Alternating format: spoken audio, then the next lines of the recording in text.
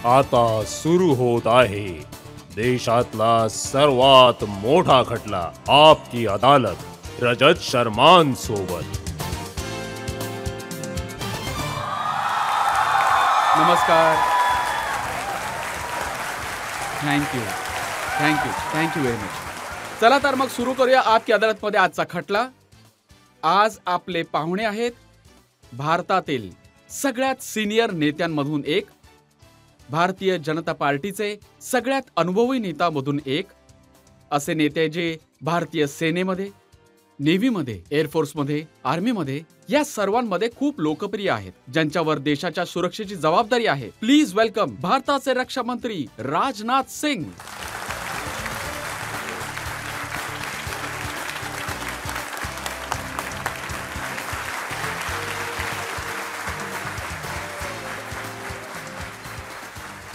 धन्यवाद.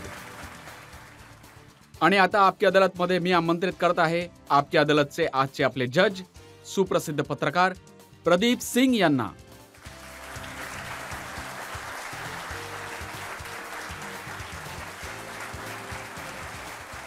आणि याआधी की आपकी अदालतमध्ये आरोप आणि प्रत्यारोपांची मालिका सुरू करू, आजचे आपले जज प्रदीप सिंग यांच्याकडनं परवानगी घेऊया आजची कारवाई सुरू करण्यासाठी. अदालतची कारवाई सुरू करा. चला तर मग सुरू करूया आजचा खटला.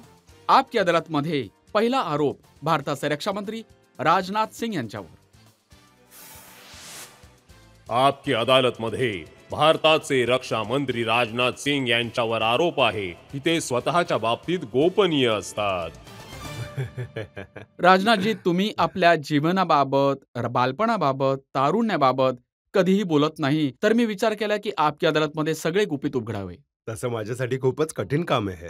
हे खरे आहे की तुम्ही फिजिक्सचे स्टुडंट होते, ब्रिलियंट स्टुडंट होते, पण क्लासेस बंक करून संघाच्या शिबिरात जात असायचे. हो, मी जायचो. जेव्हा मी 9वी मध्ये होतो, त्यावेळेसच मी राष्ट्रीय स्वयंसेवक संघाच्या शाखेमध्ये बरोबर जायचो, नियमित जायचो.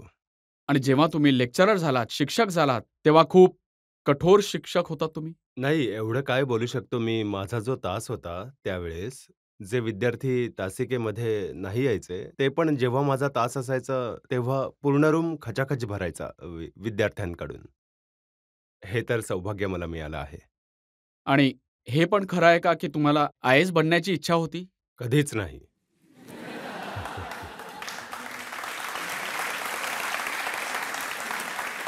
मला आय-ए-एस व्हायचं नव्हतं, तर माझ्या मनात इच्छा पण निर्माण झाली, तर आर्मीमध्ये जाण्याची इच्छा झाली होती. मी त्यावेळेस एक परीक्षा पण दिली होती एन-डी-एची. पण जशी मी परीक्षा दिली, त्याच वेळेस माझे वडील वारले होते. मग अभ्यास तिथेच सुटला. कारण त्यानंतर मी पुढे प्रोसीड नाही करू शकलो. आणि मग त्यानंतर एम-एस-सी शिकलो आणि युनिव्हर्सिटीचे व्हाईस चान्सलर प्रोफेसर पी-टी शांडी होते तेव्हा. ते माझ्यावर खूप प्रेम करायचे. कारण मी आंदोलन पण करायचो. पण कधीच परीक्षेला स्थगित करण्यासाठी युनिव्हर्सिटी ॲडमिनिस्ट्रेशनवर मी कधीच कोणता दबाव नाही आणला. यामुळे त्यांना मी खूप आवडत असे. मी फर्स्ट डिव्हिजनर होतोच तेव्हा. तर त्यांनीच सांगितलं एम-एस-सी केल्यानंतर, की "बेटा तू इथे नको राहूस विश्वविद्यालयामध्ये" कारण आंदोलन वगैरेही मी करायचो. तर मी अप्लाय केलं के-बी पोस्ट ग्रॅज्युएट कॉलेजमध्ये. मी फिजिक्सचा लेक्चरर झालो. पण हे कोणीच विचार करू शकत नाही की जो तरुण एकेकाळी सेनेमध्ये जाऊ इच्छित होता, तो भारताचा रक्षामंत्री बनेल. हा तर मीही कधी विचार केला नव्हता, की असं होईल. हे खरं आहे का जेव्हा इमर्जन्सी लागली, हं. त्यावेळेस तुम्ही एक मोठे नेता झाले होते? त्यावेळी मी लेक्चरर होतो. 21 इयर एज असताना 21व्या वर्षी मी अ, फिजिक्सचा लेक्चरर झालो होतो. आणि थोडासा पॉलिटिकली मी ॲक्टिव्ह होतो खूप. कामगारांच्या आंदोलनामध्ये मी भाग घेतला होता आणि त्यासोबतच राष्ट्रीय स्वयंसेवक संघाच्या कार्यात माझी मोठी सक्रिय भूमिका त्यावेळी असायची. आणि अचानक सगळ्या पॉलिटिकल पार्टीने एकत्र मला जे-पी मूव्हमेंट जी तेव्हा सुरू झाली होती, तिचा कन्व्हेनर बनवून टाकलं. जरी मी सगळ्यात यंग होतो, जितके पण लोक तिथे होते, लीडरशिपमध्ये मी सगळ्यात यंग होतो. पण त्यांनी जबाबदारी माझ्यावर दिली. मी 18 महिनेपर्यंत जेलमध्ये होतो. अंदाजे 17.5 महिने किंवा 18 महिने मी त्या वयात जेलमध्ये होतो. मी अंदाजे 23 वर्षाचा पकडले होतो. कसे गेलात? मी आमचं नवीन-नवीन लग्न झालं होतं. घरी होतो त्यावेळी मी. आणि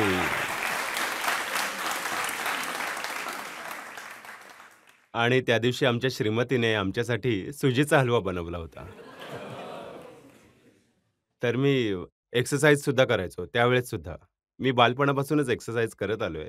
त्यावेळी मी एक्सरसाइजच करत होतो. पण छतावर एक्सरसाइज केल्यानंतर मी खाली आलो आणि त्यानंतर अंघोळ केल्यावर मी तेव्हा कपडे घालायला जात होतो. तोपर्यंत आमच्या इथे खाली जो काम करायचा आमचा सेवक होता. त्याने येऊन सांगितलं, की "साहेब खाली खूप साऱ्या पोलिसांच्या गाड्या आल्या आहेत."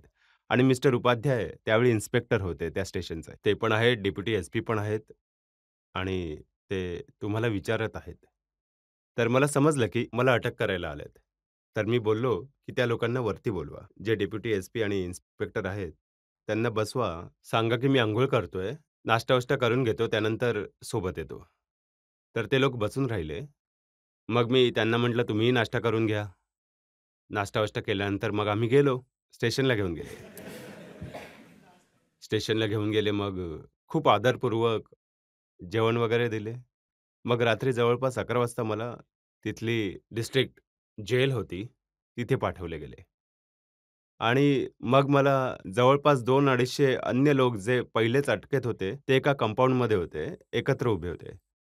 आणि मला त्यावेळी सॉलिटरी सेल एकांत जो आहे, तो दिला गेला. आमच्यासोबत एक आसाराम यादव पण होते, लालजी होते. त्यांना वेगळ्या खोलीमध्ये आणि मला वेगळ्या खोलीमध्ये. जवळपास मी विसरत नाहीये तर 2.5 किंवा 2 महिन्याच्या जवळपास मी एकांतात राहिलो होतो. सॉलिटरी सेलमध्ये राहिलो. आणि आता नवीन-नवीन लग्न झालं होतं, एकांतात राहिलात हं. तर तुमची पत्नी नाही पत्नी असं काहीच नाराज नाही नाहीये. झाली? नाही, नाही. पत्नी नाराज का होईल? पत्नी पहिल्यापासूनच स्वाभिमानीच राहिली आहे. पत्नीला घेऊन मला आयुष्यामध्ये कधीच तक्रार नाही राहिली. उलट पत्नीबद्दल विचारलं तर माझ्या मनामध्ये बरोबर सन्मान राहिला आहे.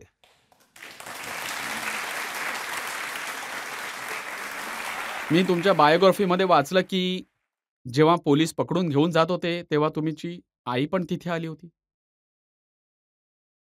नाही, नाही. त्यावेळची ही गोष्ट नाहीये. हे की जेव्हा मी एकांतात होतो त्यानंतर असं झालं की यांना या जेलमध्ये नका ठेवू, यांना सेंट्रल जेलमध्ये पाठवून द्या.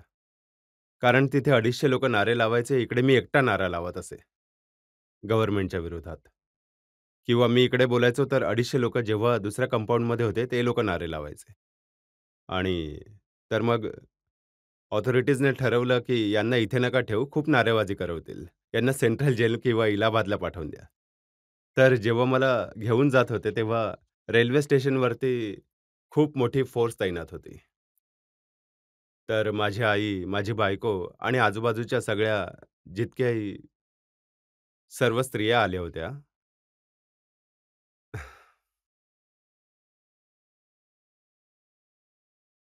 तर माझी आई पण होती त्यात. तिने पाहिलं तर मला पोलिसांनी घेरलेलं होतं. ती बोलली, "बेटा, काही पण होऊ दे, क्षमा नको मागूस, माफी नको मागूस. हवं तर पूर्ण आयुष्य जेलमध्ये जाऊ दे, मी स्वीकार करेन." तर असं आहे.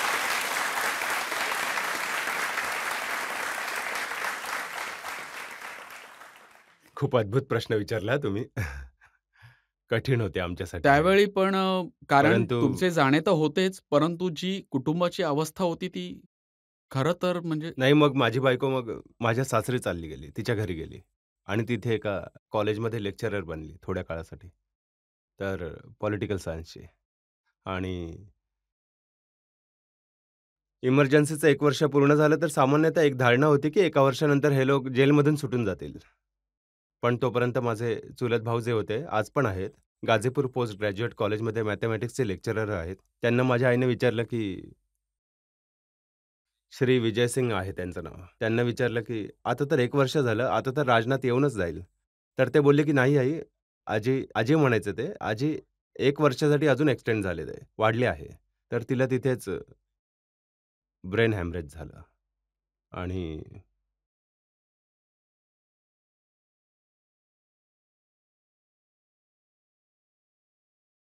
तर मी समजू शकतो की काय वाटलं असेल तुमच्या मनाला. तर ती हॉस्पिटलमध्ये राहिली. 27-28 दिवसांनी डेथ झाली. जेव्हा इमर्जन्सी संपली होती, हं. परत आलात, तर ते राजनीतीमधले पहिले पाऊल होते तुमचे? पहिलं पाऊल काय सांगू मी? मी आलो एक 3 खोल्यांच्या भाड्याचं घर होतं, जिथे आम्ही लोक राहायचो आणि मी संध्याकाळी रात्री आलो होतो सुटून. सकाळी मी पॅन्ट शर्ट माझं जे सगळं व पूल वगैरे होतं ते घालून मी चहा पीत होतो. एक बंगाली परिवार होता, ते चहा देऊन जायचे. खोल्या पण घाण झाल्या होत्या. तर त्याच वेळेस आमचे एक जनसंघाचे एक नेता होते, वयस्कर. त्यांचं नाव होतं सर्गी केदार साहेब. त्यांनी सांगितलं, की टेलिफोन माझ्याकडे आलाय वाराणसीवरून जिथे आणि वाराणसी दिल्लीहून फोन आला आहे, की तुम्हाला पार्लमेंटची निवडणूक लढायची आहे. आणि तुम्हाला या पार्लमेंट कॉन्स्टिट्युन्सीतून तुम्हाला 2 दिवसांनी परवा परवा बोलले ते फॉर्म भरायचा आहे, हा तिथून आदेश आला आहे. मी गेलो, अनएक्सपेक्टेड होतं माझ्यासाठी हे. तर त्यावेळेस पण माझं वय 25.5 वर्ष असेल. मग मी गेलो आणि धूमधडाक्यात फॉर्म सबमिट झाला. ऑथॉरिटी लेटर मिळालं, सगळं काही मिळालं. पण परत त्याचमध्ये ज्या दिवशी मॅजिस्ट्रेटने चिन्ह देण्यासाठी बोलावलं, आमचे सगळे लोक उपस्थित होते. खूप सारे वकील पण होते. आमचे मुरलीधर पांडे आणि रामाचार्यजी पांडे, माजी आमदार होते जनसंघाचे, तर ते लोक पण होते. तेव्हाच एक व्यक्ती टेलिग्राम घेऊन आला. तसंच मॅजिस्ट्रेट मला चिन्ह द्यायला चालले होते. ते बोलले, "सॉरी मिस्टर सिंग, मी थोड्या वेळानंतर मी कलेक्टर साहेबांना भेटून येतो आणि मग त्यानंतर मी बघतो." तर ते चालले गेले, परत आले आणि म्हणाले, की "मिस्टर सिंग, तुमचं ऑथॉरिटी लेटर कॅन्सल झालंय आणि फकीर अली अन्सारी यांचं ऑथॉरिटी लेटर आलंय आणि तुमचं तिकीट कट झालंय." लोक खूप उत्तेजित झाले, पण त्यात मला देवाने खूप संयम दिला आणि मी बघितलं, की कुठेतरी भांडण नको व्हायला. एक माईक होता तिथे. माईक घेऊन मी मग अपील केलं. फकीर अली अन्सारी, जिथे पण असाल, बदोईचे राहणारे होते. खूप सज्जन व्यक्ती होते. मी बोललो, की "फकीर अली अन्सारी, तुम्ही जिथेही असतील इथे या." आणि तिथेच काही बोलता-बोलता मी ही घोषणा केली, की जे 3 वाजेपर्यंतचा वेळ संपला होता आणि आता मी माघारसुद्धा घेऊ शकत नव्हतो. नाही करू शकत होतो. मॅजिस्ट्रेट मला समजावत होते, की तुम्ही तुमच्या आवडता चिन्ह घेऊ शकता. मी बोललो, की माझी कोणतीही आवड नाहीये. पण मी जनतेला हे अपील केलं, की मी सगळ्यांना हे अपील करेन, की माझं नाव तर मतदान पत्रावर राहील. पण कोणी जर माझ्या नावासमोर शिक्का मारला, तर मी समजेन, की माझ्या कपाळावर हा कलंक लावला आहे. सगळ्यांना फकीर अली अन्सारींना सपोर्ट करायला हवा. तर त्याचा परिणाम हा झाला, की फकीर अली अन्सारी जिथेही जायचे, मला बरोबर घेऊन जात होते, पूर्ण निवडणुकीत. चौधरी चरण सिंगची पण मीटिंग होती. चौधरी चरण सिंगच्या मीटिंगमध्ये त्यावेळी मीटिंग माझ्याकडनं संबोधित केली गेली. खूप गर्दी होती. खूप 50,000, 60,000, 70,000 त्यावेळी गर्दी होती. त्यावेळी पण मी हेच बोललो होतो, की माझं नाव तर मतदान पत्रावर राहील, पण कोणी माझ्या नावासमोर शिक्का मारला, तर मी समजेन की माझ्या पण कपाळावर ते नॉर्मली कोणाचं तिकीट कापून कोणाला शेवटच्या मिनिटाला दिले तर राग तर येतोच. तुम्हाला राग नाही आला? नाही चांगलं तर नाही वाटलं. एक गोष्ट खरी आहे, चांगलं नाही वाटलं. कारण थोडं सेन्सिटिव्ह सुद्धा लहानपणापासूनच आहे तर पण परमात्म्याने सद्बुद्धी दिली मला. देवाची कृपा आहे आणि अजून काही नाही बोलणार. देवाची कृपा आहे की मग ते तर मग पहिल्यांदा एम-एल-ए कधी झालात? 77 मध्ये. ते पण चौधरी चरण सिंगनी मला चिन्ह मिळवून दिलं, जनसंघातून. कारण त्यांची मीटिंग जी मी प्रोसाईड केली होती, 3-4 मिनिट बोललो होतो. पण तिथून टेक ऑफ केल्यानंतर तेव्हा जे ते लखनौला गेले, तर तिथे पंडित माधवप्रसाद त्रिपाठी, रवींद्र किशोरजी हे आमचे लीडर होते तेव्हा. त्या लोकांना सांगितलं की हे जनसंघाचे एक तिकीट आमच्याकडून त्या मुलाला राजनाथला द्यावे. पण जे इथे 4 महिन्यानंतर असेंब्लीचे इलेक्शन झाले, जे नाव गेले होते, आसारामजी यादव सिटिंग एम-एल-ए होते, त्यांचं नाव गेलं होतं. पण जेव्हा दिल्लीला आलो, चौधरी चरण सिंग बोलले, की "एक तिकीट जनसंघाचे लोक आम्हाला देऊ शकत नाही का?" त्यांनी त्यांचं नाव कापून माझं नाव तिथे टाकलं आणि मी एम-एल-ए झालो. पण तुमच्याबद्दल रिसर्च करता हे पण माहिती झालं, की तुम्ही पण एका कोणाचे नाव कापले होते. कुठे? जेव्हा तुम्ही भारतीय जनता पार्टीचे राष्ट्रीय अध्यक्ष होते, तर हो. तुम्ही तुमच्या मुलाचे तिकीट कापले होते. हो. ते असं झालं 2007 मध्ये विधानसभा निवडणूक होती उत्तर प्रदेशातून. तर श्री कल्याण सिंगजी आज पण आहेत, आमच्यापेक्षा मोठे आहेत. आमचे आदरणीय कल्याणजी आमचे मित्र गव्हर्नर आहेत यावेळेस राजस्थानचे. हे सर्व लोक वाराणसीच्या एका विधानसभा क्षेत्रातून माझा मुलगा पंकजचं नाव घेऊन आले होते. तर मी इलेक्शन कमिटीला चेअर मीच करत होतो, कारण मी अध्यक्ष होतो त्यावेळी पार्टीचा. अटलजी, अडवाणीजी दोन्ही लोक आमच्या आजूबाजूला बसले होते. तर मी नकार दिला. मी म्हणालो, की मी माझ्या हाताने माझ्या मुलाला तिकीट नाही देऊ शकत. तर अटलजींचा ज्या प्रकारचा स्वभाव होता, ते म्हणाले, की आमचा डिसेंट नोट करून घ्या इलेक्शन कमिटीला. मी सहमत नाही आहे यावर. यामुळे अडवाणीजी पण बोलले, सगळ्यांनी तसंच सांगितलं असहमत. आणि अनंत कुमार ज्यांचा आता स्वर्गवास झालाय, ते आमचे जवळचे होते, सेक्रेटरी होते माझे. आमच्या इलेक्शन कमिटीने त्यांना सांगितलं, "जा, घोषणा करा." घोषणा केली. संध्याकाळी मी घरी गेलो, तर मग पंकज आला, पाया पडला, तर मी आशीर्वाद नाही दिला. खूप नाराज झाला. आपल्या आईजवळ जाऊन बोलला. आई आली, तिने माझ्याशी भांडण केलं. मी बोललो, की आपल्या मुलाला माझ्या हाताने मी चिन्ह नाही देऊ शकत. माझ्यासाठी सगळेजण समान आहेत. अ, त्यानंतर पंकज आला त्यानंतर. पंकजने खूप संयमाने काम घेतलं. मी पंकजचं कौतुक करतो. खूप धीराने काम घेतलं त्याने. "पप्पा तुम्हाला नको तर मी निवडणूक नाही लढत." डोळ्यात पाणी होतं. पण तो बोलला, की "तुम्हाला नको असेल पण तर मग." नॉर्मली वडील मोठे नेते असले, की मुलाचा फायदा होतोच. हं. तुम्ही तर त्याचे नुकसान करून टाकले. नाही मी माझ्या हाताने तर बिलकुल नाही. मी तिकीट आपल्या मुलाला मी अध्यक्ष असताना आपल्या हाताने त्यावर मी सही नाही करू शकत. एवढं आहे माझं. हे तर त्यानंतर. आता तर आपले प्रधानमंत्री जे आहेत, त्यावेळेचे अध्यक्ष आमचे आजचे गृहमंत्री जे आहेत, अमित शहाजी असायचे. ते लोकसुद्धा माझं बोलणं ऐकत असतील. कोणालाच आजपर्यंत आयुष्यात कधीच काही बोललो नाही. या लोकांनी स्वतःच निर्णय घेतला. मी त्यांना असं बोला असं कधीच नाही बोललो. मी तर सार्वजनिक रूपात सांगतोय. कधीच नाही. मी बघितले, की प्रधानमंत्रीजीने तुमचे जे छोटे सुपुत्र आहेत नीरज, हं, त्यांना एक सर्टिफिकेट इश्यू केलं आता मागच्या आठवड्यात. हं. ते बोलले, की मोदीच्या विकसित भारताचे संकल्पाचे नंबर 1 अँबॅसेडर आहेत नीरज सिंग. आहे आता काय करायचं? तुम्ही त्यांचे पण कधी कौतुक करत नसतात, त्याबद्दल बोलत नाही. नाही, नाही. आपला मुलगा तो कोणाला खराब वाटतच नाही ना. चांगला आहे तो. तो पण ॲक्टिव्ह असतो सोशल, पॉलिटिकल. आणि तसा खूप चांगला आहे तो. कौतुक केले मोदीजींनी त्यांच्या कामाचे, की एका आठवड्यात त्यांनी 50,000 अँबॅसेडर बनवले विकसित भारताचे. हो, मी पण ऐकलंय त्यांना बनवलंय. तुम्ही काहीच करत नाही कुटुंबासाठी, तरी पण राहुल गांधी जेव्हा प्रश्न विचारला गेला परिवारवादाच्या बाबतीत किंवा वंशवादाच्या बाबतीत, हो. तर त्यांनी त्या पत्रकाला रागावले आणि बोलले, की "अमित शहाचा मुलगा काय करतो सांगा बरं? राजनाथ सिंह यांचा मुलगा काय हो. करतो सांगा बरं?" मी अगदी 2 शब्दामध्येच सांगतोय रजतजी, की राजनीती जीवनामध्ये मी केली आहे. मग कोणी वाटेल तो पाठीमागे कोणी भगवान राम नाही वाचू शकले, तर मी कसा वाचेन? पण कोणाच्या डोळ्यात धूळ झोकून मी राजनीती नाही केली आहे. जेव्हा पण राजनीती केली आहे, लोकांच्या डोळ्यात डोळे टाकून राजनीती केली. पाठीमागे कोणीही बोलू नये. ज्याला बोलायचं असेल समोर येऊन बोलावं. बघा सगळ्यांना माहिती आहे, की जेव्हा 2013 मध्ये भारतीय जनता हं, पार्टीचे राष्ट्रीय अध्यक्ष होते, हं. तर तुम्ही मोठ्या लोकांचा विरोध असूनही नरेंद्र मोदीजींचे नाव डिक्लेअर केले. नरेंद्र मोदी भारताच्या पंतप्रधान पदाचे उमेदवार होतील, हे तुम्ही केलंत. अरे, मी काही नाही केलं. मी अध्यक्ष होतो. मला वाटलं.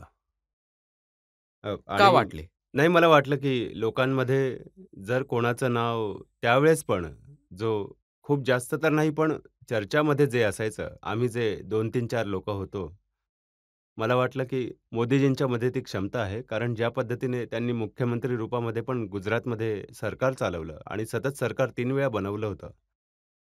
मला वाटलं, की या देशाला खरं नेतृत्व कोणी देऊ शकतं, तर ते मोदीजीच देऊ शकतात. यामुळेच मी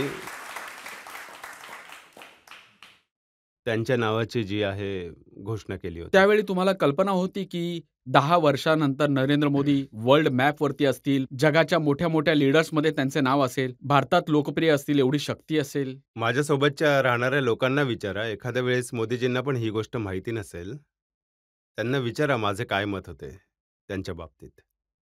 मला वाटायचं की त्यांच्यात ती क्षमता आहे, प्रतिभा आहे, ती योग्यता आहे आणि ते सामर्थ्य, शक्ती आहे, की देशाला ते योग्य नेतृत्व देऊ शकतात आणि देशाची मान पण हे असताना दुनियामध्ये वाढेल. माझी एक अशी मनातली आतली गोष्ट होती.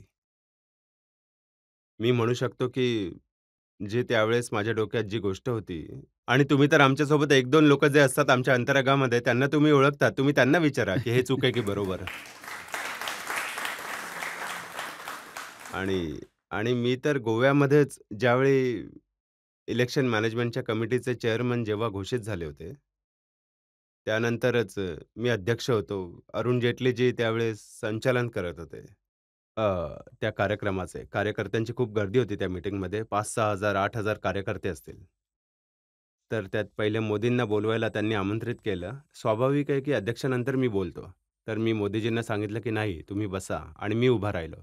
मी ऑडियन्सना बोललो की "मला माहिती आहे की मी अध्यक्ष आहे, मला नंतर बोलायला हवं." पण आज देश कोणत्या पार्टीच्या अध्यक्षाला ऐकू इच्छित नाहीये. तर देश या भविष्याच्या आपल्या नेत्याला ऐकू इच्छित आहे. यासाठी मी उभा राहिलोय आणि माझ्यानंतर मोदीजी बोलतील. तर एका ब्रेकसाठी थांबूया आणि ब्रेक नंतर आपकी अदालतमध्ये राजनाथ सिंग यांच्यावर आरोप प्रत्यारोप सुरूच राहतील. ईडी आणि सीबीआयचा वापर करतात आणि अरविंद केजरीवाल एकटे असे नेते आहेत हं.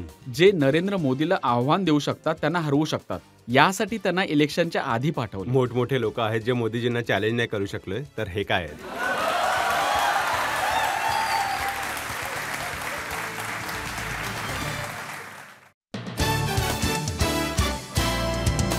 Welcome back. आपकी अदालतमध्ये आज आपले पाहुणे आहेत भारताचे रक्षामंत्री राजनाथ सिंग. आपकी अदालतमध्ये पुढचा आरोप. आपकी अदालतमध्ये भारताचे रक्षा मंत्री राजनाथ सिंग यांच्यावर आरोप आहे की यांच्या सरकारने लोकशाहीचा गळा आवळून टाकला. राजनाथजी, जेव्हापासून अरविंद केजरीवाल यांना जेलमध्ये पाठवलं गेलंय,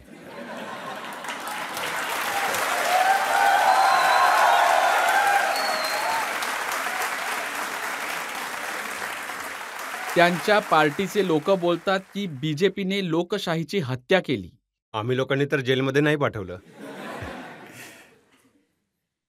तुम्ही निवडणुकीपासून पाहिलं असेल की कोर्टात ते गेले होते आणि कोर्टानेच त्यांना रिलीफ दिलं नाही.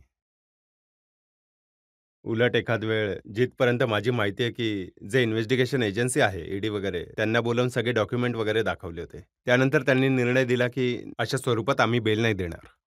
परंतु त्यांच्या पार्टीचे लोक म्हणतात की निवडणुका आधी एका निवडलेल्या मुख्यमंत्रीला जेलमध्ये पाठवून भारतीय जनता पार्टीने मोठा अन्याय नाहीतर केला. हा आम्हा लोकांना का प्रश्न विचारला गेला पाहिजे? कारण आम्हा तुमचं लोकांना सरकार नाही, नाही. आम्ही लोकांनी तर जेलमध्ये नाही पाठवलंय. त्यांच्या विरुद्ध तर एक इन्क्वायरी चालू होती. जी जीडी इन्क्वायरी करत होती. त्यांनी चार्जेस लागू केले. आणि जिथपर्यंत मला माहिती आहे त्याआधी 9 समन्स पाठवले गेले होते, की तुम्ही तुमचा वेळ द्या. आम्ही तुमच्याशी काही बोलू इच्छितो. काय तथ्य आहे, काय नाही आहे. पण त्यांनी वेळच नाही दिला. ते स्वतःच कोर्टात गेले होते. आम्ही लोक नाही गेलो होतो. आता वेळ नाही दिला म्हणून उचलून घेऊन गेलात. नाही, नाही. उचलून घेऊन गेले. आम्ही लोकांनी नाही पाठवलं. आम्ही लोकांनी नाही पाठवलं. कोर्टानेच त्यांना रिलीफ दिली नाही. अभिषेक मनु सिंघवी पण खूप मोठे वकील आहेत, राज्यसभेचे हं. मेंबर राहिले आहेत, तुम्ही त्यांना ओळखतात चांगले. त्यांनी सुप्रीम कोर्टासमोर सांगितलं की अरविंद केजरीवाल यांना रिलीफ देऊन टाका, जेलमधून सोडून द्या. नाहीतर ज्या दिवशी निवडणुका होत असतील, शेवटच्या दिवशी मत टाकलं जात असेल, तर सगळेच्या सगळे विरोधी नेते जेलमध्ये असतील. माहिती नाही कोणत्या आधारावर ते बोलले. आता बघा काय होतं. 2 महिन्यात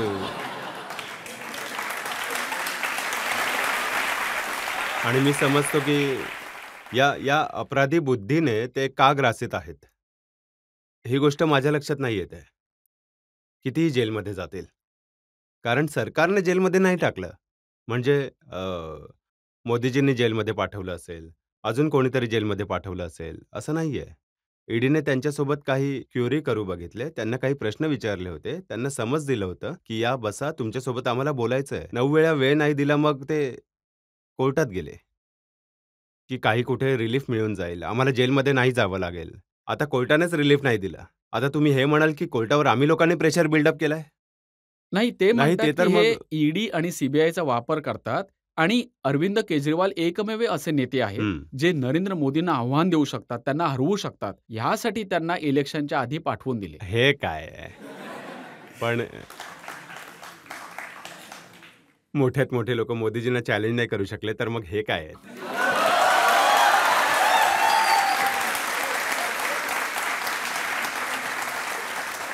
एक अजून स्पर्धक आहेत मोदीजींचे, हं. राहुल गांधी. त्यांनी अरविंद केजरीवाल यांना अटक झाल्यावर ट्विटरवर लिहिले, घाबरलेला हुकुमशहा वाह! मेलेली लोकशाही बनवतोय. हं. अशा अपशब्दांचा उपयोग प्रधानमंत्रीसाठी हेच लोक करू शकतात.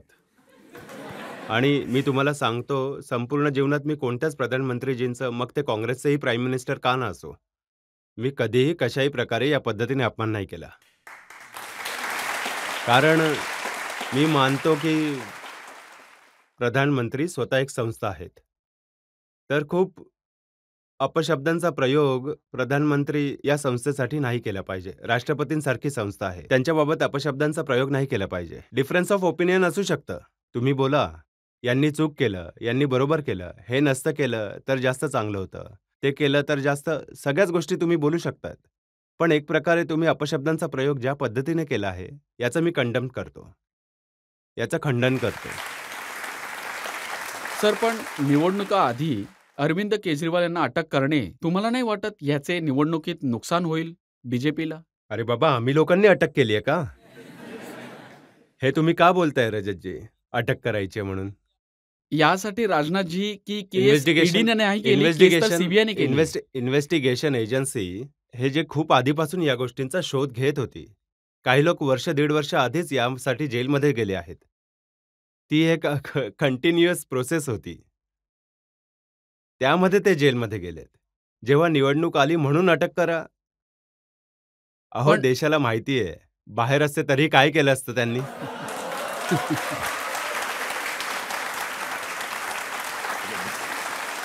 अच्छा, 2014 लाही बाहेर होते, 2019 मध्येही बाहेर होते.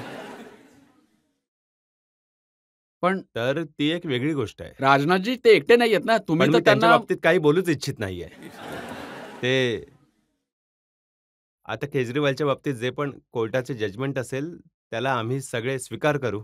त्यासाठी आमच्यावर बोट उचलणं, आमच्यावर दोषारोप करणं, हे मी समजतो की आमच्यासोबत हा न्याय परंतु ते नाहीये. स्वतः जेलमधून जेव्हा बाहेर आले होते, ते म्हणत होते हं. की मनीष सिसोदिया कट्टर इमानदार आहेत. ते दिल्लीच्या लोकांना चांगले एज्युकेशन देत होते, म्हणून मोदीजींनी त्यांना जेलमध्ये टाकले. हां. क्या बात है! संपूर्ण पक्ष त्यांचा जेलमध्ये. भारताच्या राजनीतीची सगळ्यात मोठी विडंबना हीच आहे. खूप साऱ्या नेत्यांचे शब्द आणि कृती, कृती आणि बोलणे, बोलणे आणि करणे यात अंतर असल्यामुळे भारताची राजनीती आणि भारताच्या नेत्यांवर जनतेचा विश्वास हळू-हळू उडत चालला आहे. आणि एक मोठे विश्वासाचे संकट या देशाच्या राजनीतीमध्ये पैदा झालंय. आणि मी दाव्याने हे बोलू शकतो, की भारताच्या राजनीतीमध्ये पैदा झालेले विश्वासाचे संकट आव्हान म्हणून कोणत्या राजनीतिक पक्षाने स्वीकारलं असेल, तर ती आमची पार्टी, भारतीय जनता पार्टीने. आम्ही आम्ही जे बोलतो तेच करतो. हे कोणी सांगून द्यावं, की आम्ही जे बोललो आहोत आणि केलं नाहीये. मोदीजींनी घोषणापत्रामध्ये जी पण गोष्ट बोललेत, 2014 मध्ये मीच पार्टीचा प्रेसिडेंट होतो. मोदीजी प्राईम मिनिस्टर कॅन्डिडेट होते.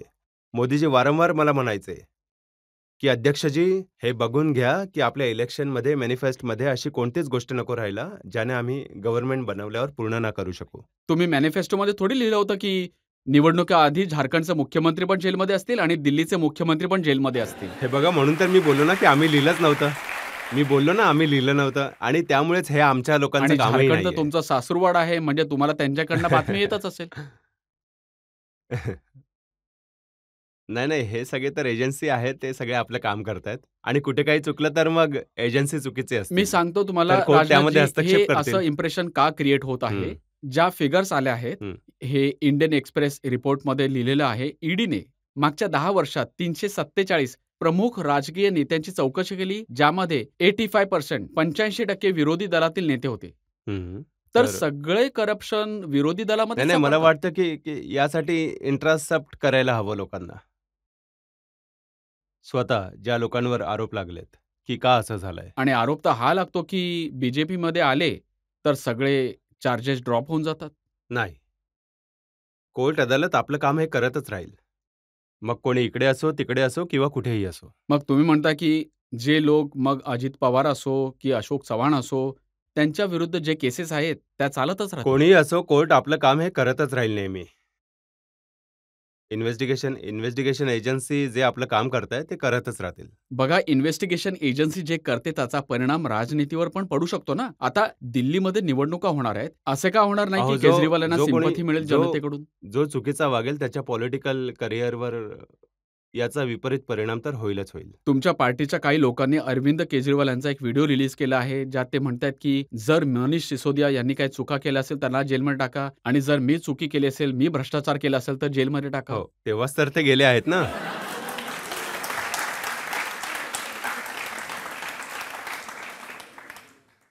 जनतेमधून प्रश्न? अच्छा. सर, दिल्लीमध्ये भाजपात निवडणूक तर जिंकू शकत नाही. तर काय हा दुसरा पर्याय आहे सत्ता काबीज करण्याचा, की मुख्यमंत्र्यांना जेलमध्ये टाकावं? नाही, सरकारने केलं असतं तर मग मी तुमच्या या प्रश्नाचं उत्तर दिलं असतं. सरकारच्या सांगण्यावरनं हे झालं हे मी मानत नाही. इन्व्हेस्टी एजन्सीज 1.5 वर्ष, 2 वर्षापासून हे काम करतच होत्या. काही लोक तर याच आरोपांमुळे जेलमध्ये सुद्धा गेले होते. हो. राजनाथजी, तुम्हाला असं वाटत नाही का, तुमचं सरकार आल्यानंतर मागील 10 वर्षात या इन्व्हेस्टिगेशन एजन्सी गरजेपेक्षा जास्त ॲक्टिव्ह झाल्या आहेत? नाही, आपल्याकडे अशी कोणती एजन्सी आहे जी ॲक्टिव्ह नाहीये? कोणते असे मंत्रालय आहेत जे आधीच्या कंपॅरिझनमध्ये आता ॲक्टिव्ह नाहीयेत? सगळेच ॲक्टिव्ह आहेत. इव्हन प्राईम मिनिस्टरसुद्धा ॲक्टिव्ह आहेत. सगळे मिनिस्टरसुद्धा ॲक्टिव्ह आहेत. तेव्हाच तर आज इंटरनॅशनल कम्युनिटीमध्ये भारताचा स्ट्रेचर एवढ्या वेगाने वाढलाय.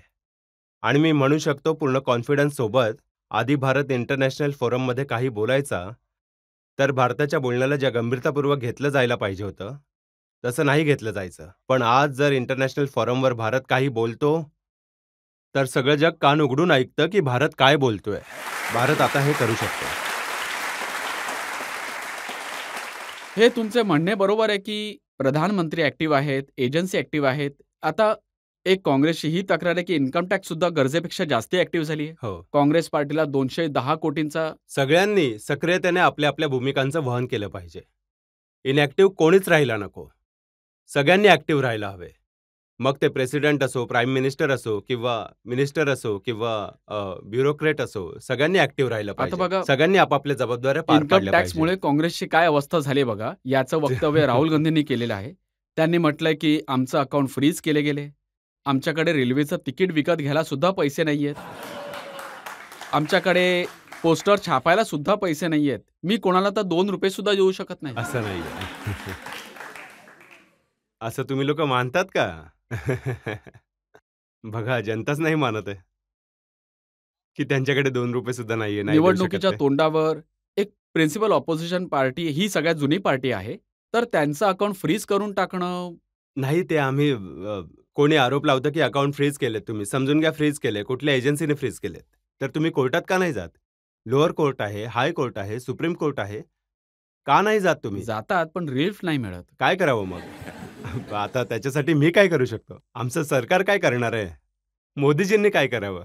बघा, जेव्हा मी दुसऱ्या पार्ट्यांच्या पॉलिटिकल लोकांबरोबर बोलतो, त्यांच्याकडनं मला कळलं, की मोदीजी खूप शिस्तीचे आहेत, अमित हं. शहा खूप शिस्तीचे आहेत, पण राजनाथ खूप दयावान आहेत, पण ते पण दया नाही करत. नाही, दयाळू तर सगळेच आहेत आमच्याकडे. दयाळू सगळेच आहेत. दुसरी गोष्ट, बघा भ्रष्टाचाराचा जोपर्यंत प्रश्न आहे, म्हणणाऱ्यांनी तर काहीही म्हणावं. 10 वर्ष झालेत. मोदीजींच्या नेतृत्वात हे सरकार चालतंय. कोण्याही अपोझिशनमधल्या कोणत्याही व्यक्तीने बोट दाखवून कोण्या एका मिनिस्टरवर पण आरोप नाही लावू शकलेत भ्रष्टाचाराचा. हे आहे आमचं सरकार. आणि तुम्ही काँग्रेसच्या सरकारला आधी बघितलं असेल. खूप आरोप. कदाचित असे कोणते काँग्रेसचे सरकार असेल ज्यात काही आरोप नाही लागलेत. काही तर इतके गंभीर आरोप की ज्यात काँग्रेस सरकारमधल्या मंत्र्यांना जेलची हवा खावी लागली. का नाही वाचवलं त्यांनी आपल्या मंत्र्यांना? आणि आम्हाला म्हणताय की तुम्ही यांना वाचवा. कोर्ट तर आहेच ना. कोर्टाने शिक्षा दिली होती. काँग्रेसचं सरकार असल्यावर सुद्धा त्यांच्या सरकारच्या मंत्र्यांना शिक्षा दिली होती कोर्टाने. पण आज ते हाय कोर्ट जर आम्ही एजन्सीने काही चुकीचं काम केलं असेल, तर कोर्ट त्यात मध्यस्थी करू शकते. आतमधून कळणाऱ्याला तुरुंगात टाकू शकतं कोर्ट. कोर्टाजवळ ही ऑथॉरिटी आहे. हेच राहुलजी आपल्या प्रेस कॉन्फरन्समध्ये तक्रार करत होते, की लोकशाहीची हत्या होत आहे, आमचे अकाउंट फ्रीज होत आहेत. ना मीडिया काही बोलत आहे, ना कोर्ट काही करत आहे. सगळे तमाशा बघत आहेत. आता बघा तुम्हीच. आता कोर्टावर सुद्धा कोर्टाला म्हटले, कोणी ना कोणी कोर्टमध्ये जाईलच हे बोलल्यावर. आणि हे पण म्हणतात, की हां, जर मग नरेंद्र मोदी जर हे म्हटलं असेल तर हे कंटेम्प्ट ऑफ कोर्ट आहे. जर नरेंद्र मोदी तिसऱ्यांदा ही निवडणूक जिंकतात, हं. तर मग देशामध्ये संविधान संपून जाईल आणि नंतर पुन्हा निवडणूक होणारच नाही, नेहमी मोदीच राहतील. अ, जी संविधानाची व्यवस्था आहे, त्या व्यवस्थेला टाळून दूर जाऊन आम्ही लोकांनी कोणतं असं काम केलंय, हे सुद्धा सांगावं ना. सगळ्या विरोधी पक्षाचे नेते म्हणतात, सरकार सीबीआयचा, ईडीचा, इन्कम टॅक्सचा वापर करत आहे, स्वतःच्या विरोधकांना भीती दाखवायला. अगदी चुकीचं आहे. बरोबरच नाहीये. पूर्णतः निराधार आहे. अहो तुम्ही जा. तुम्ही पॉलिटिकल पार्टी आहात. जनतेमध्ये जा. जनतेचा पाठिंबा मिळवा. जनतेचा विश्वास मिळवा. तुम्ही ते काम करू शकत नाही आहात. जनतेचा विश्वास तुम्ही मिळवू शकत नाही आहात आणि स्वतःची कमजोरी तुम्ही लपवण्यासाठी सत्ताधारी पक्षावर आरोप करण्याचा प्रयत्न करीत आहात तुम्ही. जनतेकडे ते जातात, ते म्हणतात, की जनता आम्हाला वोट देते, पण ईव्हीएममध्ये ती वोट बीजेपीला जात आहे. ज्या राज्यांमध्ये ते निवडणुका जिंकतात तिथे ईव्हीएम ठीक असतं आणि ज्या राज्यांमध्ये ते हरतात तिथे ईव्हीएममध्ये गडबड होते. सांगा आता, याचं काय करावं? याचा निर्णय तुम्हीच घ्या. तुम्हीच त्यांना काहीतरी सांगा. करावं तर काय करावं? विपक्ष एवढा दुबळा झाला आहे. देशात एक मजबूत विपक्ष तर पाहिजेच. नाही, नाही, त्यांना समजवण्याची क्षमता आमच्याकडे नाहीये.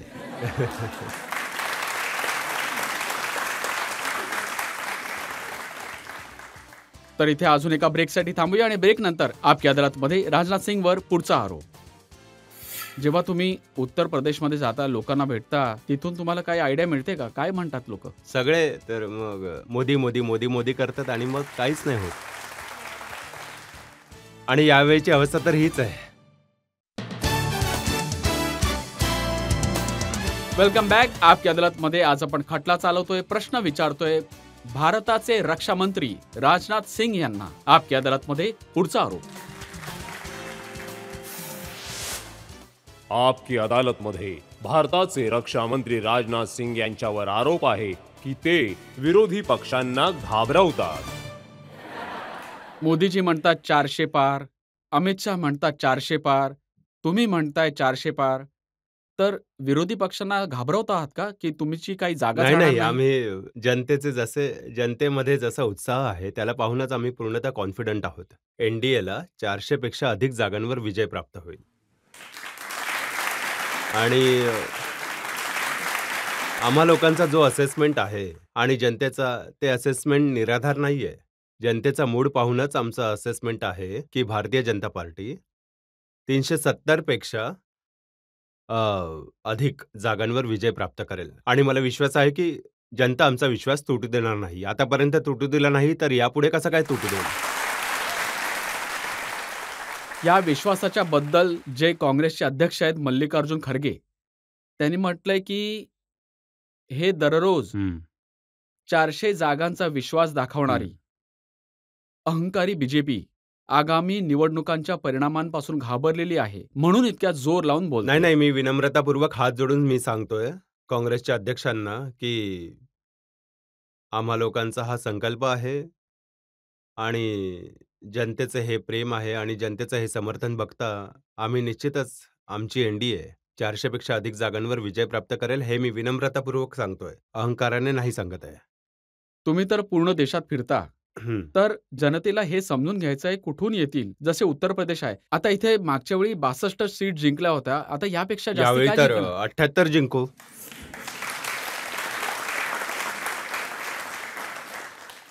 आता यावेळी शक्यता नाकारू शकत नाही की 80 सुद्धा होऊ शकतात.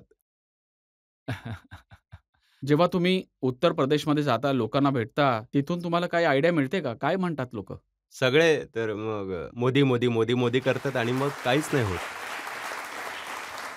आणि यावेळीची अवस्था तर हीच आहे. आता बघा आंध्र प्रदेशसारखं एक राज्य आहे. तिथे बीजेपीची अजिबात सीट नाही.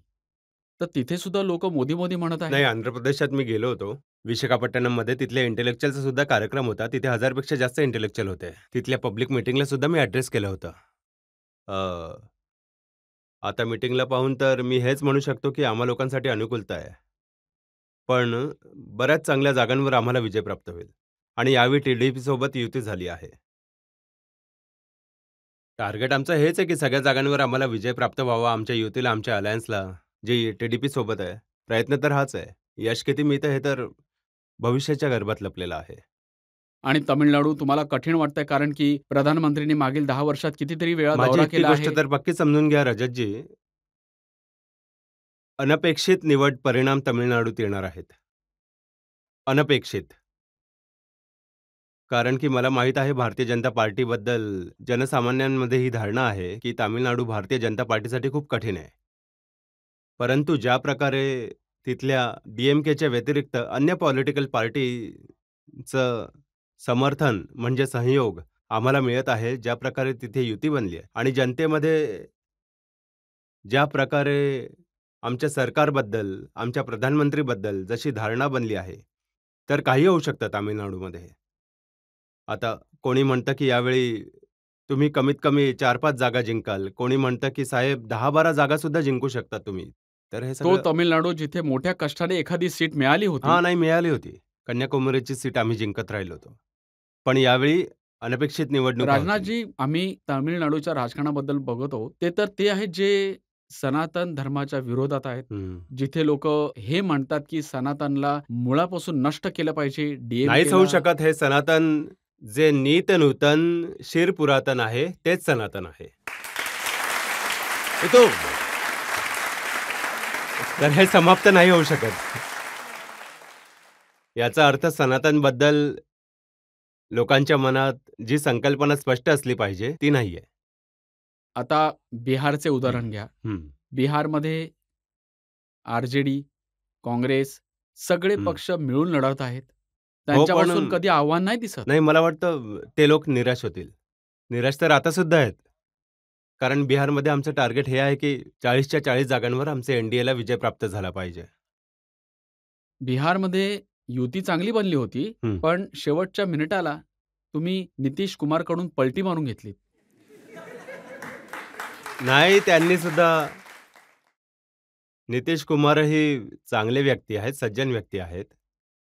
आता बघा, कोणी त्यांच्या पलटी मारण्याविषयी कोणी काहीही म्हणो. मीही एवढी गोष्ट विश्वासाने सांगतो, की नितीश कुमारजींच्या अन्य कोणत्याही बाबतीत लोकांनी आलोचना करू द्यात. पण पूर्ण राजनैतिक जीवनात एक व्यक्तीसुद्धा बोट दाखवून त्यांच्यावर भ्रष्टाचाराचा आरोप नाही लावू शकत.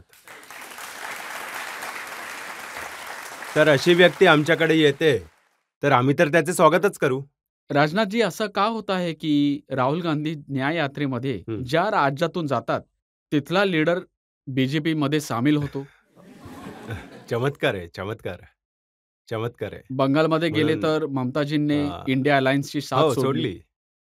सोडली. बिहारला गेले तर नितीशजी सोडून गेले. नाहीतर त्यांचा अजून दौरा करा. भारत जोडो यात्रा.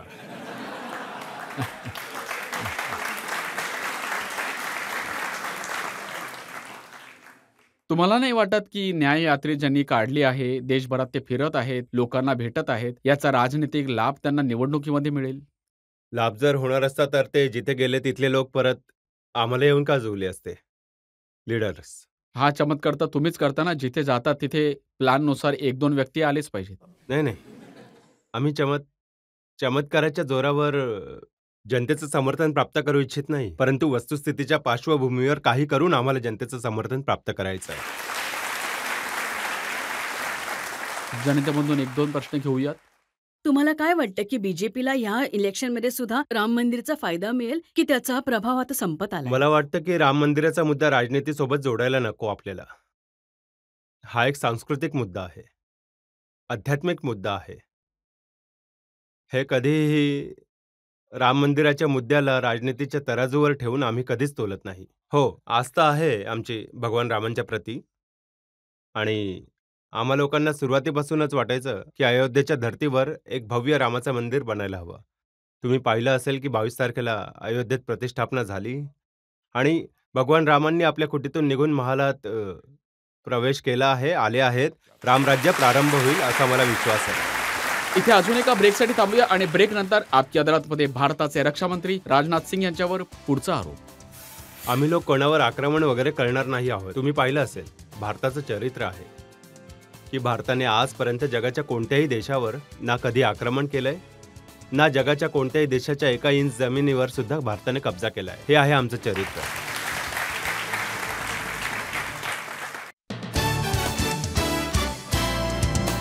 Welcome back. आपकी अदालतमध्ये आज आपण खटला चालवतोय भारताचे रक्षामंत्री राजनाथ सिंग यांच्यावर. आपकी अदालतमध्ये पुढचा आरोप. आपकी अदालतमध्ये भारताचे रक्षा मंत्री राजनाथ सिंग यांच्यावर आरोप आहे की त्यांच्या शासन काळात शेजारी आपल्याला डोळे दाखवतात. राजनाथजी, पाकिस्तानात निवडणुका झाल्या, शहाबाज शरीफ तिथे पंतप्रधान झाले आणि पहिल्याच भाषणात त्यांनी म्हटलं की काश्मीरमध्ये काश्मीरी लोकांची हत्या होते, सगळीकडे रक्ताच्या नद्या वाहत आहेत, आम्ही आमचा काश्मीर परत घेऊ. अरे काश्मीर काय कोणी घेऊ शकेल का? त्यांनी आपल्या पीओकेची चिंता करावी, पाक ऑक्युपाईड काश्मीरची चिंता करावी. आणि मी दीड वर्ष आधी बोललो होतो की आम्हाला कोणावर आक्रमण करून काही बळकवण्याची गरज नाही पडणार. उलट पाक ऑक्युपाईड अशी परिस्थिती बनत आहे तिथे की पाक ऑक्युपाईड काश्मीरचे लोक स्वतः म्हणतात की आम्हाला भारतात सामील करून घ्यावं. तर मग तुमचा प्लान बनलेला आहे? नाही, याबद्दल मी काही बोलणार नाहीये. बोलायला सुद्धा नकोय मला. आम्ही लोक कोणावर आक्रमण वगैरे करणार नाही आहोत. तुम्ही पाहिलं असेल भारताचं चरित्र आहे की भारताने आजपर्यंत जगाच्या कोणत्याही देशावर ना कधी आक्रमण केलंय ना जगाच्या कोणत्याही देशाच्या एका इंच जमिनीवर सुद्धा भारताने कब्जा केलाय. हे आहे आमचं चरित्र.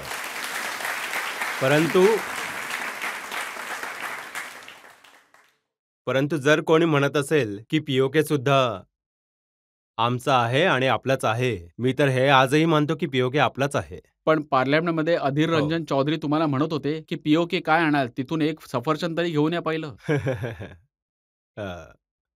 त्यांना म्हणू द्या. माझा विश्वास आहे की पीओके स्वतःच येईल नक्कीच भारतामध्ये. पण मी रिपोर्ट बघितले, सीमेवर मुवमेंट आहे, तिथे हेवी ड्युटी कॉम्बॅट हेलिकॉप्टर तैनात केले जात आहेत कुठे? पाकिस्तानच्या सीमेवर. असं काहीच नाहीये. नाही, काहीच प्रॉब्लेम नाहीये. जर अशी काही परिस्थिती तयार झालीच तर मग आपल्या देशाच्या सैन्याच्या शौर्य आणि पराक्रमावर देशवासियांना पूर्ण विश्वास आहे. जेव्हा गरज भासेल तेव्हा त्यांनी आपल्या शौर्य आणि पराक्रमाचा परिचय दिला आहे आणि भारताची मान उंच केली आहे. भविष्यात सुद्धा भारताच्या माना उंचावतील, मला पूर्णतः विश्वास आहे. मी जवळून आपली आर्मी, आपली एअरफोर्स, आपली नेव्ही, तीनही सर्व्हिसेसचे अधिकारी आणि जवानांचा पराक्रम मी पाहिला आहे आणि होम मिनिस्टर असताना सगळी पॅरामिलिटरी फोर्सेस त्यांची जबाबदारी पार पडत आहे, खूप चांगल्या प्रकारे करत आहे. त्यांचा सुद्धा पराक्रम आम्ही पाहिला आहे. त्यामुळे आपल्याला काही चिंता करायची काहीच गरज नाही. पाकिस्तानचं तर समजलं, पण चीनपासून सुद्धा काही धोका नाहीये? काहीच नाहीये. अरे काही धोका आलाच तर निपटून घेऊ ना, त्यात काय मोठी गोष्ट नाहीये. चीनपासून धोका असेल तर आम्ही डोक्यावर हात ठेवून बसून राहू, येईल तेव्हा निपटून घेऊ. भारत आता कमजोर नाही राहिलाय रजतजी. भारत जगातला एक ताकदवर देश बनलाय. राहुल गांधी म्हणत आहेत, आता बघा भारतामुळे चीन आणि पाकिस्तान एकमेकांना मिळालेले आहेत, एक झाले आहेत. मिळू दे. मिळाले असतील त्यात काय. याचा अर्थ असा की दोन लोकांनी स्वीकार केलं की आम्ही कमजोर झालोत, असं असतं का?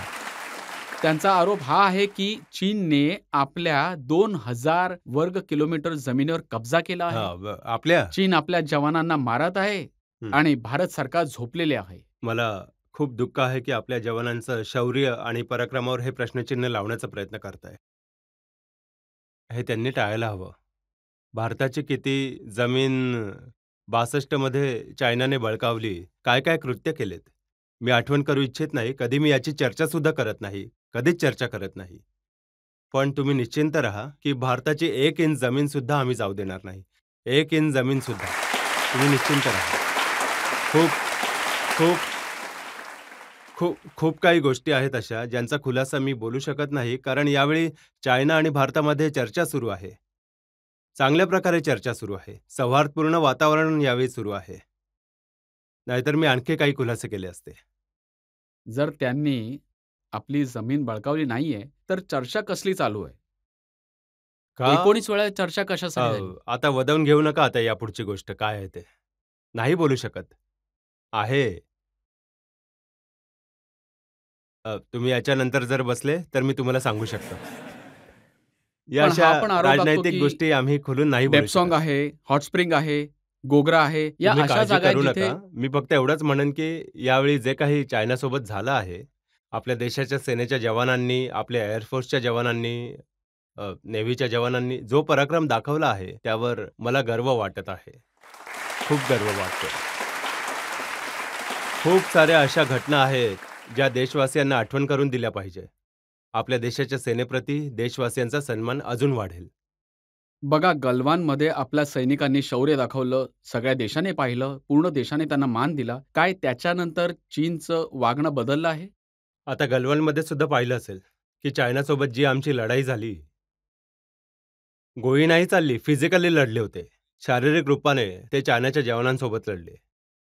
आपले 20 जवान शहीद झाले. पण चायनाचे किती जवान शहीद झाले? हे मी म्हणत नाहीये. विदेशी एजन्सीजने म्हटलंय 35 to 40. आम्ही लोकांनी नाही म्हटलं. आम्ही तर एक्सेप्ट केलं की आमचे 20 जवान शहीद झाले. त्यांचं बघाल तर फॉरेन एजन्सीजने म्हटलंय. कदाचित मी विसरत नाहीये, ऑस्ट्रेलियाची एजन्सी होती की कुठली तरी एजन्सी होती. कोण्या एजन्सीने हा दावा केला होता, की आम्ही चायनामध्ये जाऊन हे व्हेरिफाय केलं आहे. 35 ते 40 चायनाच्या सेनेचे जवान शहीद झाले आहेत. हा राजनाथजी, फॅक्ट आहे. असं मानलं जातं की चीनचं जे इन्फ्रास्ट्रक्चर आहे बॉर्डरवर, हं. त्याला ते खूप वर्षापासून बनवत आहेत आणि ते खूप स्ट्रॉंग आहे आणि आपलं तितकं स्ट्रॉंग नाहीये. हे खरं आहे. इन्फ्रास्ट्रक्चर डेव्हलपमेंट सीमेवर चायना खूप वेगाने करत आहे. यात काही शंका नाहीये. आधीपासूनच ते असं करत आलेले आहेत. मागील सरकार जे होतं आपलं काँग्रेस सरकार, त्यावेळी डिफेन्स मिनिस्टर यांचं असं म्हणणं होतं, की जरी आपण भारत-चायना बॉर्डर इन्फ्रास्ट्रक्चर डेव्हलप केलं, तर चायना भारतामध्ये घुसेल. म्हणून इन्फ्रास्ट्रक्चर डेव्हलप करू नका. परंतु जेव्हापासून आमचं सरकार आलंय, मोदीजींचं सरकार जेव्हा आलंय, तेव्हापासून आपण बॉर्डरवर खूपच वेगाने इन्फ्रास्ट्रक्चर डेव्हलप करत आहोत. खूप वेगाने करत आहोत. आता तुम्ही जाऊन प्रत्यक्ष डोळ्यांनी पाहू शकतात. आता एक प्रश्न चीनला घेऊन खूप महत्वाचा आहे, जे राहुल गांधी सुद्धा म्हणतात आणि त्यांच्यामुळे बाकीचे त्यांचे लोक म्हणतात, की नरेंद्र मोदी हे चीनला घाबरतात. मोदीजी घाबरतात हे तर ऐकून मला आश्चर्य वाटत आहे. हे तर त्यांच्या प्रकृतीत नाहीये, स्वभावात नाहीये. कधीच नव्हतं जोपर्यंत मला माहिती आहे. आणि घाबरायचं असं काही कारणच नाहीये. हे लोकांना कळतच नाही. का भारताच्या ताकदीवर, भारतीय सेनेच्या शौर्य पराक्रमावर का प्रश्नचिन्ह हे लावत आहेत?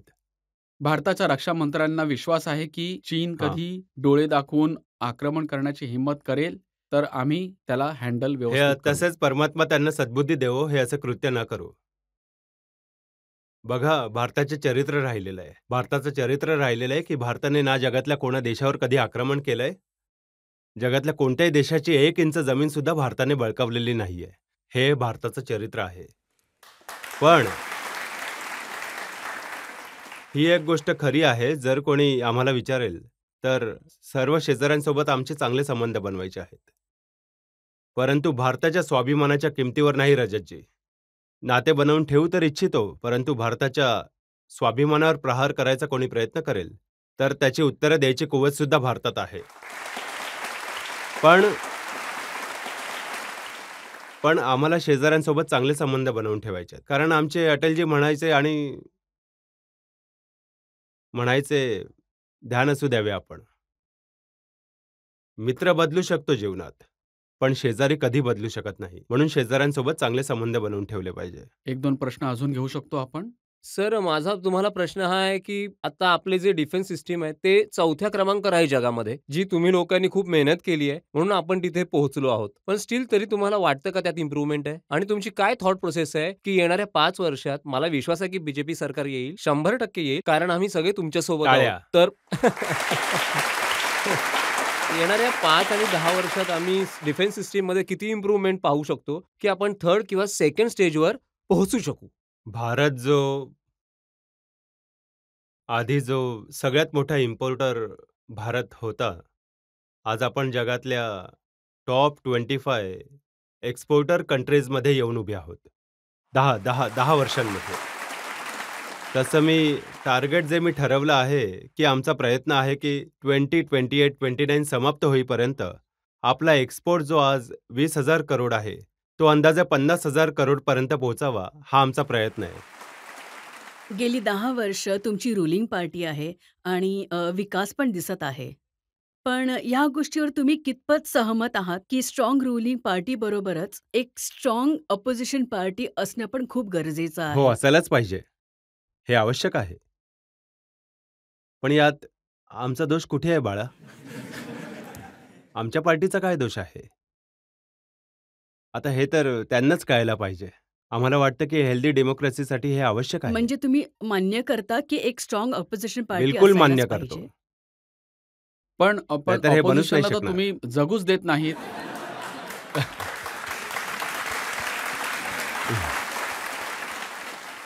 तसं तर सार्थक जीवन जगायची एक कला असते आणि मला वाटतं, की असे जीवन जगायची कला त्या लोकांकडे नाहीये. म्हणून कदाचित अवस्था बिघडत चालली आहे. मोदीजींच्या बद्दल म्हणतात ना, की ते स्वतः झोपत नाहीत आणि ऑपोझिशनने झोपू देत नाहीत. नाही, आपल्या मंत्र्यांना सुद्धा ते झोपू देत नाहीत.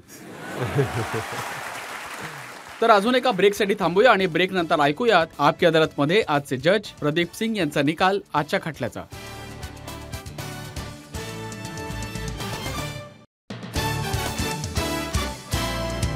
Welcome back. आपकी अदालतमध्ये आज आपण खटला चालवला भारताचे रक्षा मंत्री राजनाथ सिंग यांच्यावर. आम्ही राजनाथ सिंग यांना विचारलं पहिल्यांदा त्यांच्या जीवनाच्या काही सिक्रेट्सबद्दल, रक्षा मंत्रालयाबद्दल, विरोधी पक्षांबद्दल आणि केजरीवालांबद्दल. आता वेळ आली आहे आपकी अदालतमध्ये आजचे जज प्रख्यात पत्रकार प्रदीप सिंग यांच्या निकालाची. राजनाथजी मागील 50 वर्षांपासून सार्वजनिक जीवन, राजनीतिक जीवनात आहेत. त्यांची एक मोठी विशेषता आहे, जी देशातल्या खूप कमी नेत्यांमध्ये आढळेल. ती अशी की सार्वजनिक जीवनात भाषा आणि व्यवहाराच्या मर्यादा जपणं. ते आपल्या मोठ्यातल्या मोठ्या विरोधकांची आलोचना करतात, निंदा करतात, पण भाषेचा संयम राखून बोलतात. अशा प्रकारच्या नेत्यांची या देशाला खूप गरज आहे. दुसरी गोष्ट, जनतेच्या नाडीवरची त्यांची पकड. आणि 2013 हे त्याचं सगळ्यात मोठं उदाहरण आहे. जेव्हा त्यांच्याच पार्टीचे बरेचसे नेते, मोठे नेते जनतेची नाडी कुठे आहे हे समजून घेण्यात असफल राहिले, तेव्हा यांना समजलं होतं की देशाला नरेंद्र मोदी पाहिजेत. पार्टीच्या राष्ट्रीय अध्यक्षाच्या रूपाने त्यांनी नरेंद्र मोदींना पंतप्रधान पदाचे उमेदवार बनवण्यात महत्त्वाची भूमिका पार पाडली. आणि त्यांच्या या एका निर्णयाने भाजपाची आणि पूर्ण देशाची प्रतिमा आणि नशीब दोन्ही बदलून गेलं. तर भारतीय जनता पार्टीलाच नाही, तर देशाच्या सगळ्या पक्षांना अशा नेत्यांची गरज आहे. ही अदालत राजनाथ सिंग यांना सगळ्या आरोपांमधून सन्मानपूर्वक मुक्त वाह! करते. धन्यवाद. या विश्वासाने, या खात्रीने की राजनाथ सिंग अशाच प्रकारे जनतेची सेवा करत राहतील, देशाचं नाव सुद्धा उंचावत राहतील, यांच्या नेतृत्वात भारताच्या सीमा सुरक्षित राहतील, आमच्या सेनेच्या शौर्य आणि सन्मानाची रक्षा करतील. आजचा खटला इथेच समाप्त करूया. पुढल्या आठवड्यात पुन्हा भेट होईल एका नवीन व्यक्तिमत्वासोबत. तोपर्यंत नमस्कार.